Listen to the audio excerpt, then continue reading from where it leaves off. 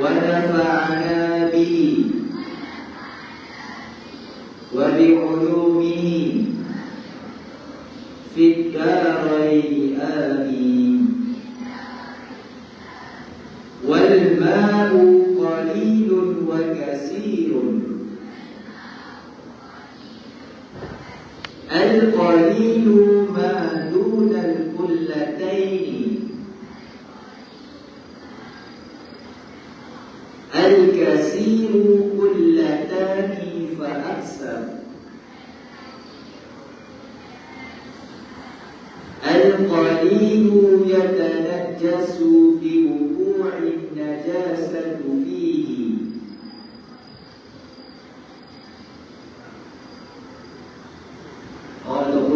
وإن لم يتغير،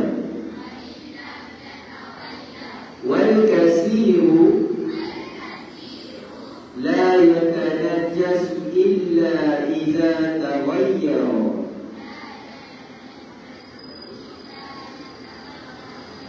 طعمه أو لونه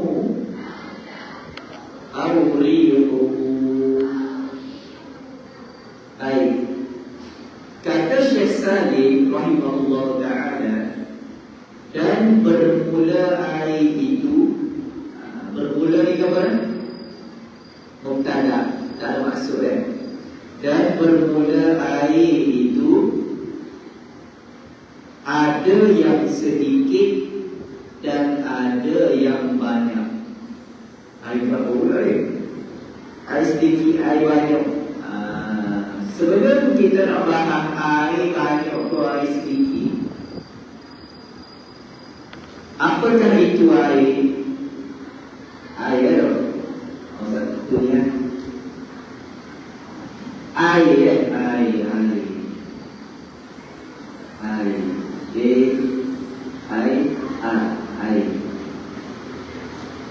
Air ni ulama fiqh membahagikan kepada, kalau kompor dia dibahagikan kepada 4 bahagian, tapi Ustaz mengajar malam ni 3 bahagian sahaja. Air ada 3 bahagian. Yang pertama, yang kedua, yang ketiga. Yang pertama, air itu kita panggil suci dan menyucikan. Maksudnya air itu bersih. Lepas tu dia boleh membersihkan benda lain. Suci dan menyucikan.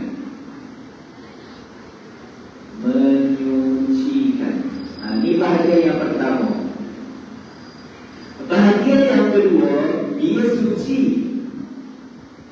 tapi tidak boleh menyucikan. Baik kan? Suci dan tidak menyucikan. Boleh? Okey. Yang ketiga, air dalam bahasa Arab panggil air mutanajis. Apa maksud air mutanajis? Air yang terkena najis. Air yang terkena najis suci ke tak? Jadi air tak suci.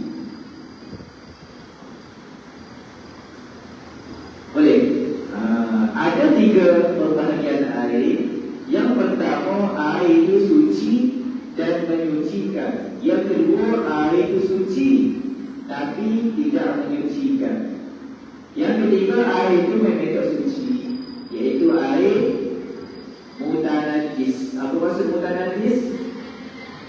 Yang kena najis. Dia asalnya bersih, tapi dia kena najis, jadi tak bersih. Jadi air mutanajis kita panggil mutanajis. Baik, apakah itu golongan yang pertama, iaitu suci dan menyucikan? Istilah air ini kita panggil air mutlak. Sebab dari golongan, kita panggil air mutlak. Apa maksud menyucikan? Maksudnya boleh ambil air semaya dan boleh mandi wajib. Baik, yang kedua kedua suci, tapi tak ada warna semaya. Ada dua pula, terbahagi kepada dua. Yang pertama kita panggil musta'mal. Yang kedua kita panggil mutaghayyir. Pernah dengar? Mutaghayyir. Arab ni mana? Tapi tak apa.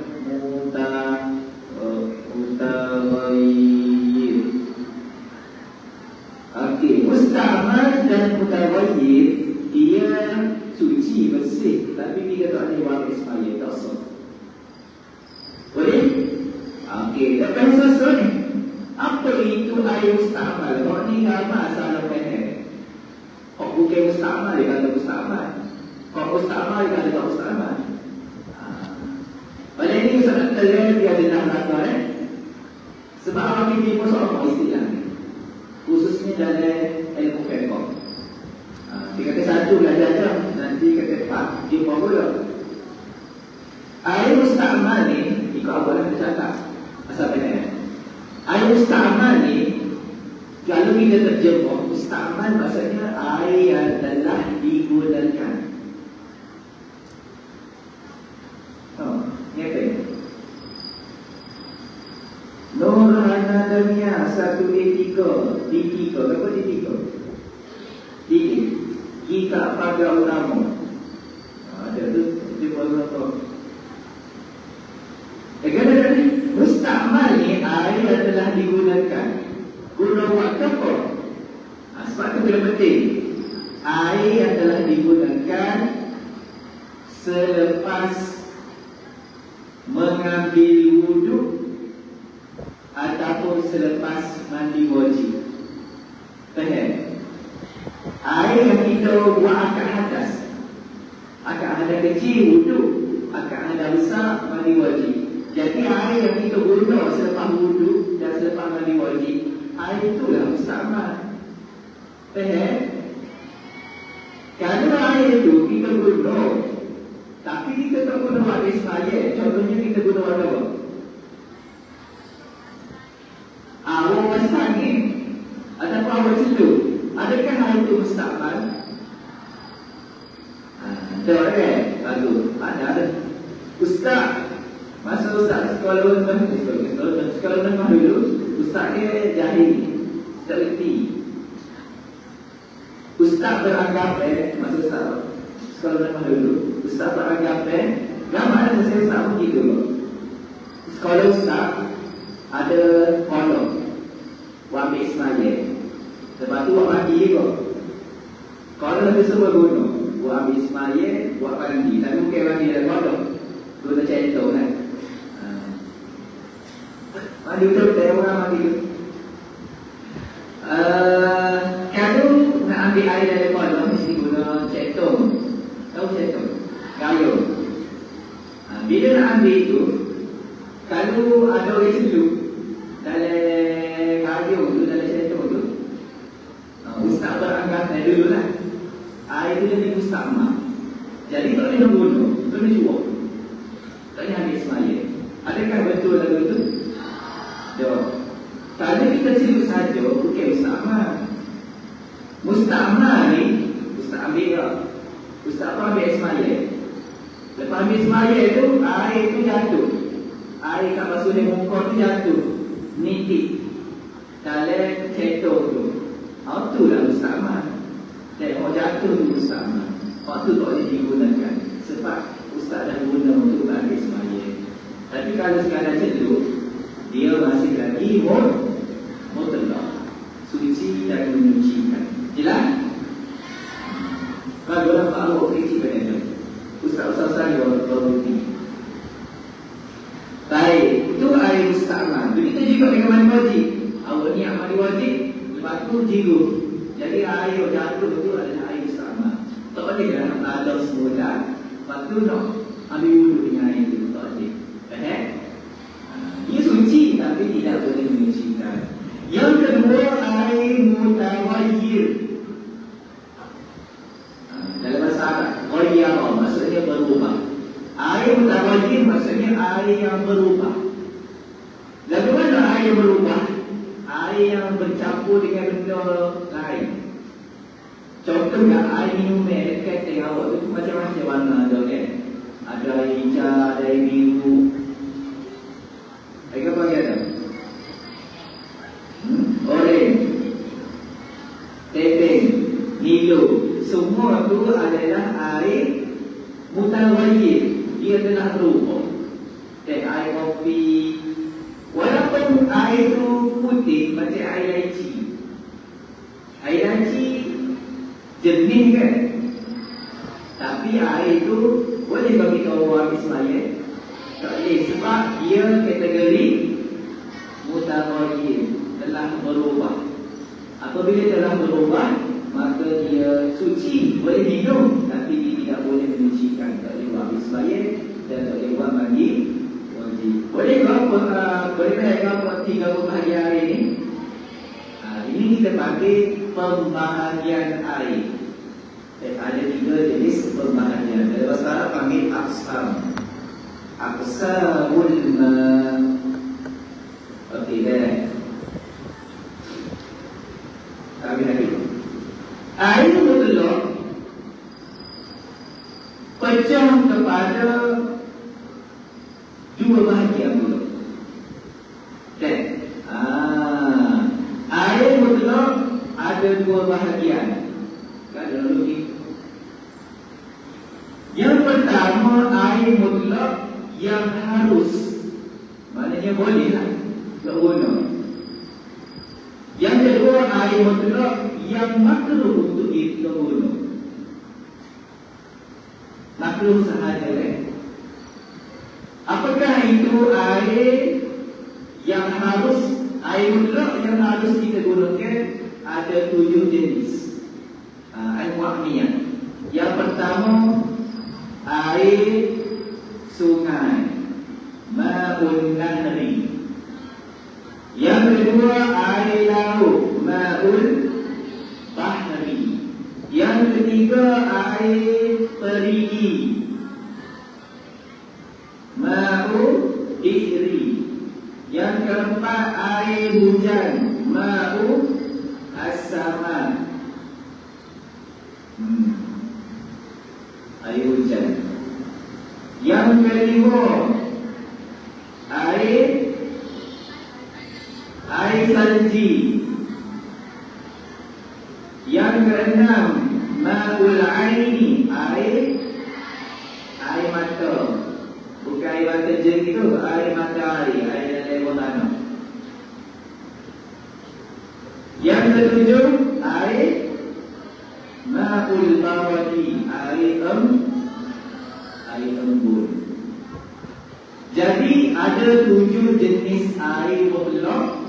7 jenis air mutlak yang harus untuk kita menggunakan untuk air sembahyang atau bagi wajib. Yang pertama air sungai, yang kedua air laut, yang ketiga perigi, yang keempat air hujan, yang kelima air salji. Salji ni beku betul. Kita kena carikan dia yang dia jadi air, boleh nak sembahyang.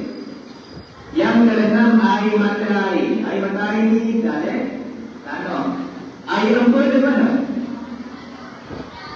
Kalau pagi-pagi kan tengok tak, pokok daun tu dia basah. Itulah air embun. Kalau pokok-pokok bolehlah ambil sembahyang. Tapi kena banyak lah. Air perigi pun air bawah tanah.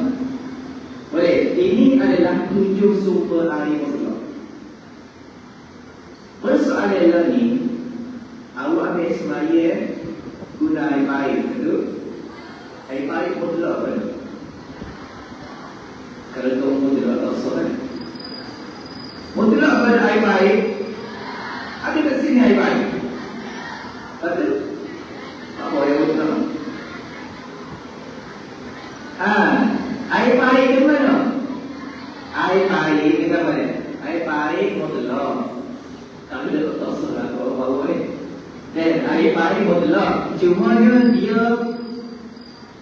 memang dah ada air baik sini, tapi kita tak tahu sumber air baik ni daripada mana. Air baik sumber kita daripada sungai. sungai, daripada laut, daripada perigi, daripada air matahari. Itu adalah sumber air. Semuanya diproses kan? Diproses sampailah ke mata air kita. Boleh? Semua boleh takut. Mutlak belakang kan? Yang kedua, air mutlak tapi makro tak guna. Air apa? Kita panggil air, ada soal air musyammas dan musyammas. Pernah dengar? Kita tahu lah istilah ni. Air musyammas ni air yang terkena pancaran matahari. Matahari mana boleh kena? Dia tinggi, jauh, kena cahaya matahari. Apa jadi kalau air kena cahaya matahari? Jadi panas. Bila air panas kena matahari, maka makruh untuk kita guna. Tapi contoh, dia kena matahari, lepas tu lama-lama dia sejuk, makruh ke tak? Tak makruh lah. Sebab makruh time kita guna panas-panas. Kalau dah tak panas kat tak makruh lah. Okey. Ada tu. Sambung baca kita.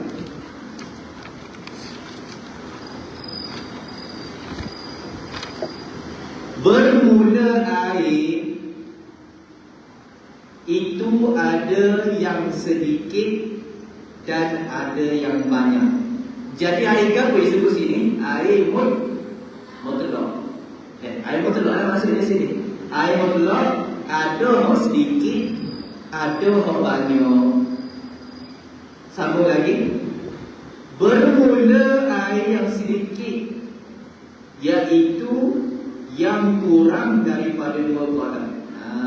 Dia tergek. Apa dah air sedikit, air banyak ni? Dia berkata air sedikit ni air yang kurang 2 kolam. Kalau pula kolam, kolam ni tangki lah. Dia bukan bermaksud ada 2 tangki dah. 2 kolam ni satu istilah. Istilah zaman dulu. Kalau tangki tu besar, kita panggil 2 kolam. Kalau tangki tu kecil, kita panggil air tu tak cukup 2 kolam. Dan penting untuk tahu sebab hukum dia berbeza nanti. Baik, bermula air yang banyak itu, air banyak dari mana pula? Iaitu 2 kolam maka lebih, maksudnya 2 kolam ke atas. 2 kolam ke atas, itu maksud dia untuk diberi. Payah ke nak cek air ni 2 kolam pun bukan 2 kolam. Ulama lagi dia sudah bermudahkan, iaitu awak boleh kira berdasarkan liter. Isi padu air ni.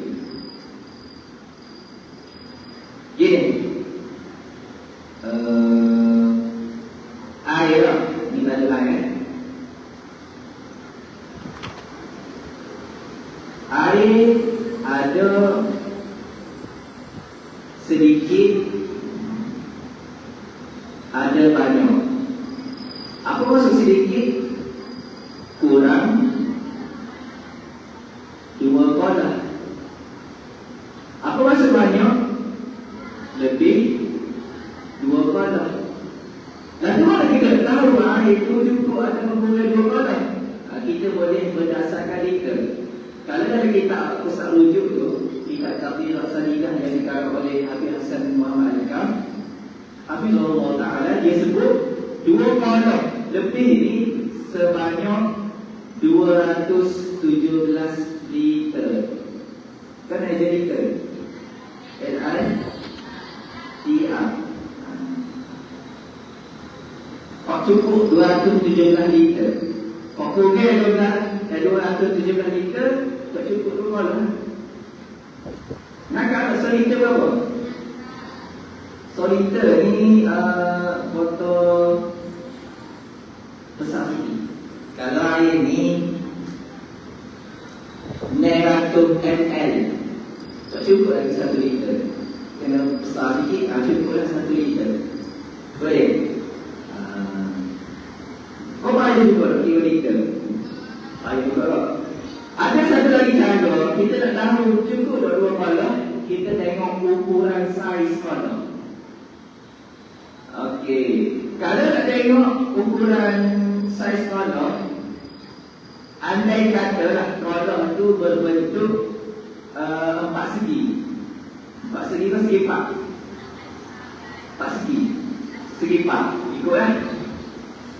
Lagu mana? Ada lagi. Contohlah ni 4 segi lah. Jadi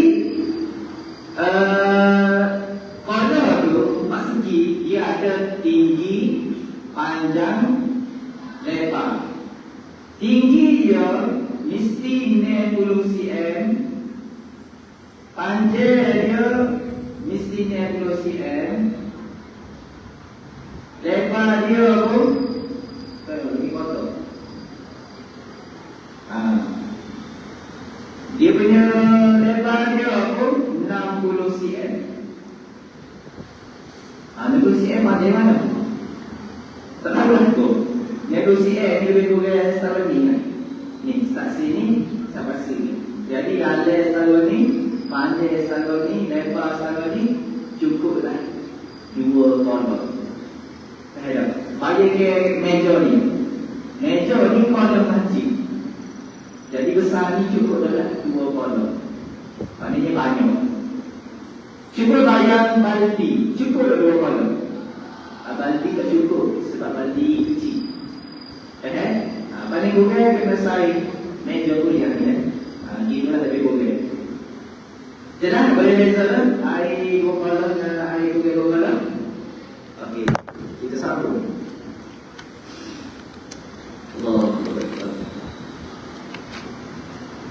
Bermula air yang sedikit. Dan ini cerita pasal air sedikit. Apa maksud air sedikit?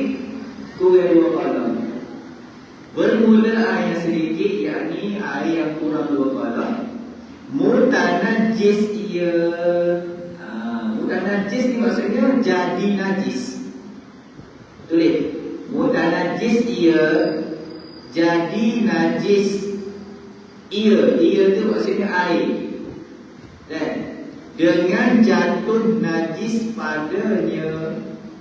padanya air, dan sekalipun tidak berubah, walaupun tidak berubah, dan sekalipun tu mudah-mudahan dia walaupun tidak berubah. Tidak berubah ke apa? 3 perkara: bau, rasa, warna.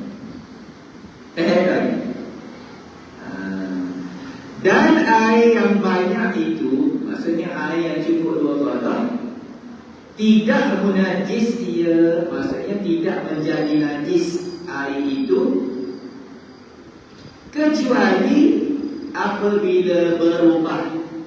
Berubah apa? Rasa, tulis, atau warna, atau bau. Kena tambah atau. Sebab ada bahasa Arab au. Boleh. Besok kaitkan dengan atau. Atau ni maksudnya salah satu dan mesti semua. Maknanya dulu ni. Gini. Kita kata tadi air yang sedikit bagi baldi, air yang berada di dalam baldi, air yang sedikit maksudnya 2 kolom. Bila masuknya najis dalam baldi itu, apa jadi? Air semua tu jadi najis, walaupun tak berubah apa-apa. Semata-mata masuk najis ya, automatik semua air itu jadi mudah najis. Walaupun tak berubah apa-apa. Apa contoh? Contoh ni tidak apa. Awak dalam hidup, lepas tu tiba-tiba mengindik dalam baldi. Jadi bila masuk dalam talung tu najis, jadi seluruh air itu jadi najis. kena turun belakang kalau nak guna ambil semaya. Faham? Sebab apa jadi gitu? Sebab air sedikit, dia tak ada power. Maksudnya najis, jadi najis belakang. Jelas? Itu je kan? Air sedikit masuk najis. Masuk najis, hukum dia apa? Semua jadi najis. Air sedikit bila masuknya najis, semua jadi najis. Walaupun tak berubah. Dia jangan buat tak air tu. Jawab, tetap najis. Walaupun tak berubah. Nampak tak? Okey. Itu air yang sedikit. Air banyak lain pula. Jangan samakan. Air banyak. Ustaz boleh gambar ni.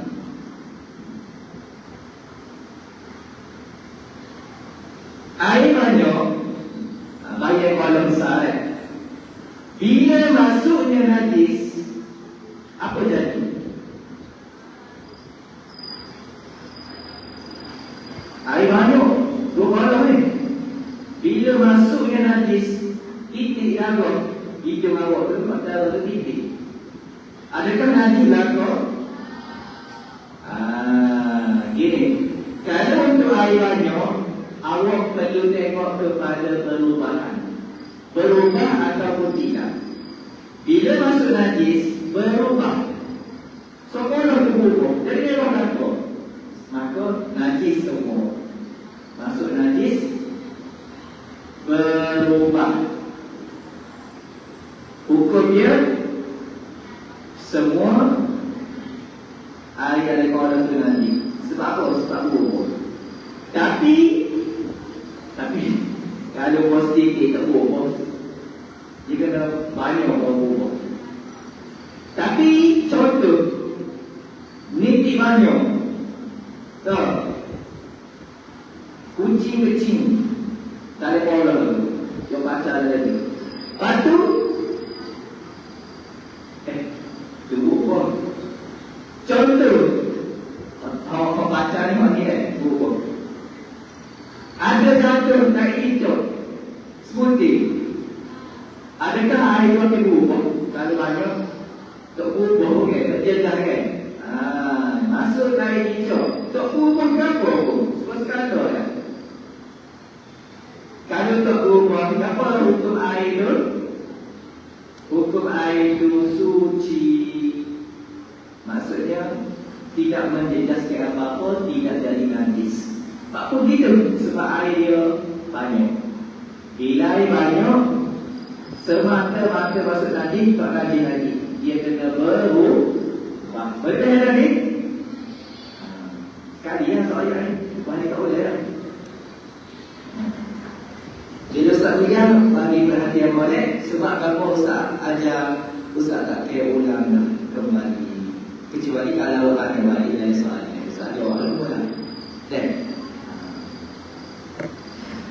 habis itu Pak Air. Ada lagi tak?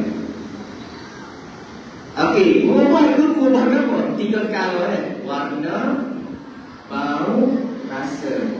Dia bukan mesti berubah 3 ni tak. Berubah salah satu. Jajah dia. Contoh berubah warna saja. Okey, jadi najis. Ataupun berubah bau saja, jadi najis. Berubah rasa dia saja, jadi najis. Faham? Habis itu wallahu subhanahu wa ta'ala a'la wa a'lam bis-shawab.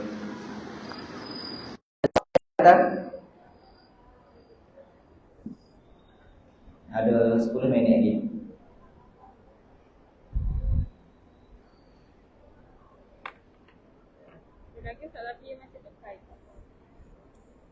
Assalamualaikum Ustaz. Waalaikumsalam. Kalau di tempat kita tak ada air, lepas tu tak ada debu untuk tayamum, tapi ada satu kolam yang sudah digunakan Qoloh yang sudah digunakan, guna ke apa?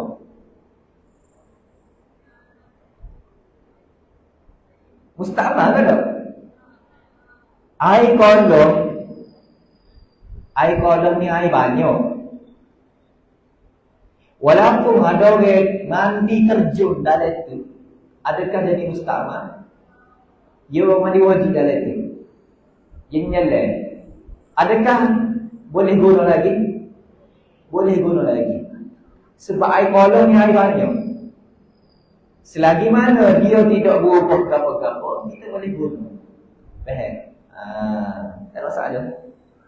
Dan terbiar kerana ketiadaan air, bolehkah kita guna air dalam qoloh tu? Jawapan dia boleh. Walaupun qoloh tu terbiar lama. Ustaz lupa dah sebut.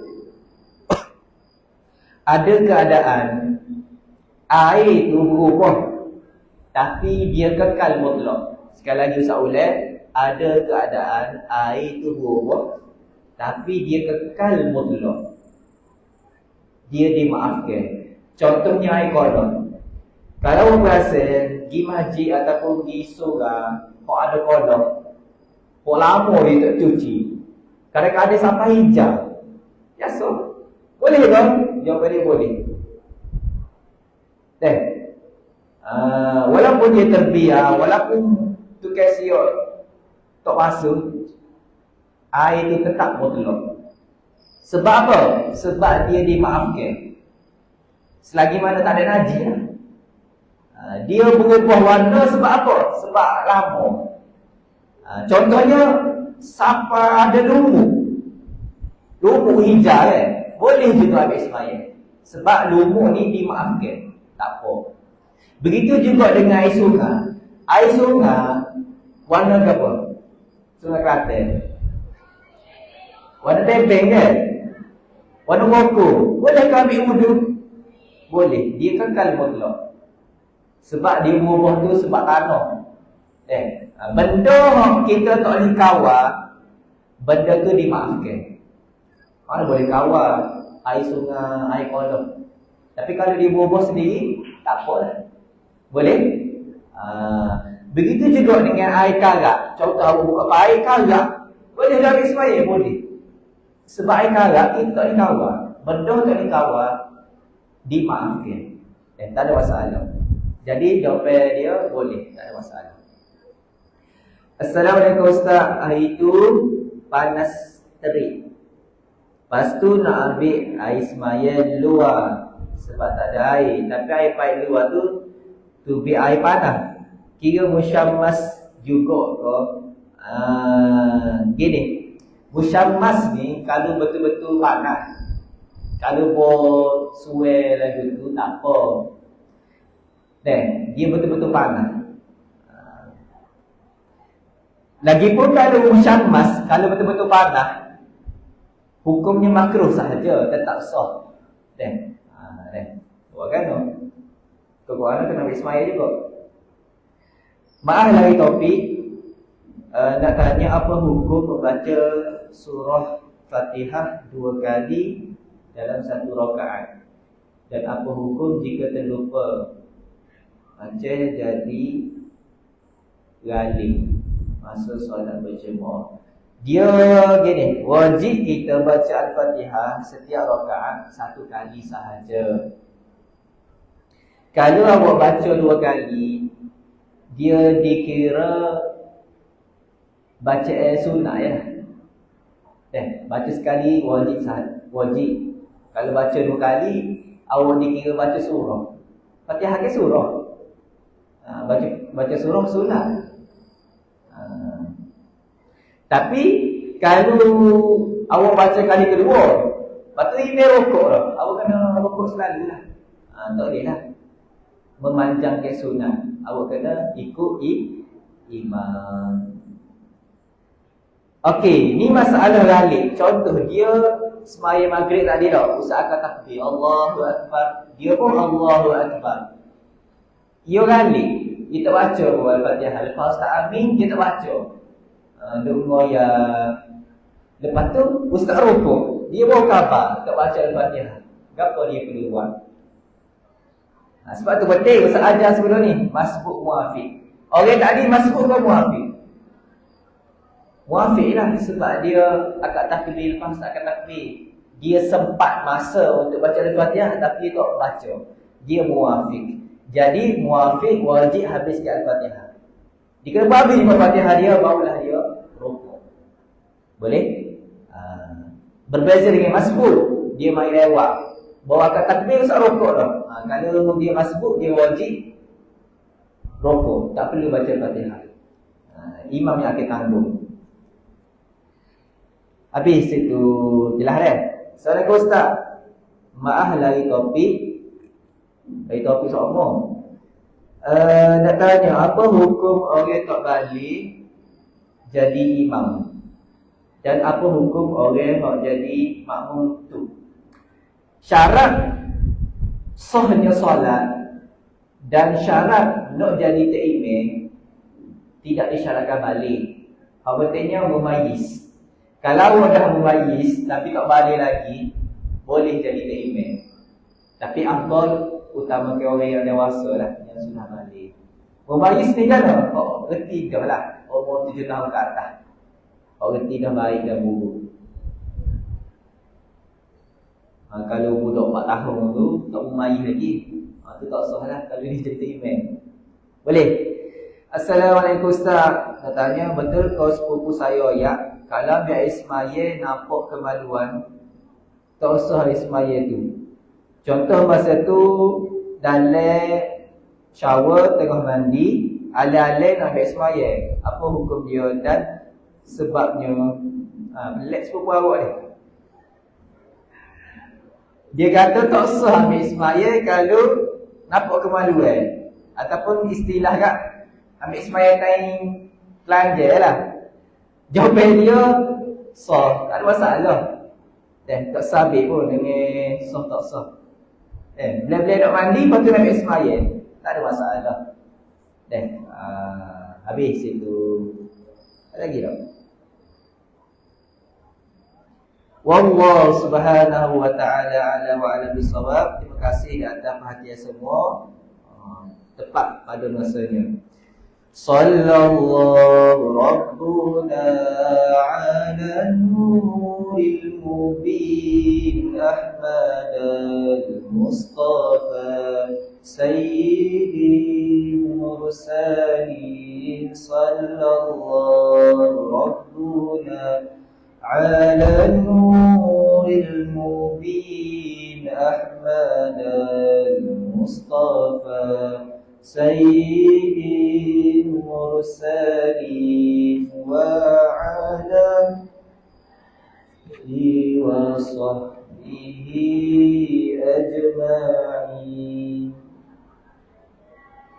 آله وصحبه ajma'in. InsyaAllah minggu depan kita akan masuk tajuk sebab-sebab mandi wajib.